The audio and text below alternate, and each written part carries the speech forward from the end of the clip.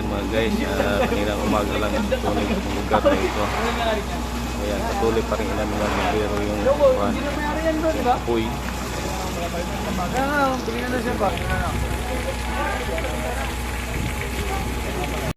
Yan guys, may looban na pinupuntahan nila doon sa may looban kasi parang may apoy pang ano, maliit na apoy. Kaya check pa, clear pa ng mga taga Bureau of Fire. Kaya kasi dikit-dikit kasi mga kabayan at made of light materials. Kaya yan, ganyan. Kaya lalo na ngayon tag-init kaya madaling magkaan talaga ng sunog. Yeah, patuloy pa rin po mga kaibigan na pagdating ng mga fire volunteer, pero nakita ko dun sa loob medyo patay na yung apoy eh. Kasama po itong kailangan hindi yung mga kabahayan yan, hindi na nasusunog, pero sa likod po niyan, yan, kasama po yan. Yan.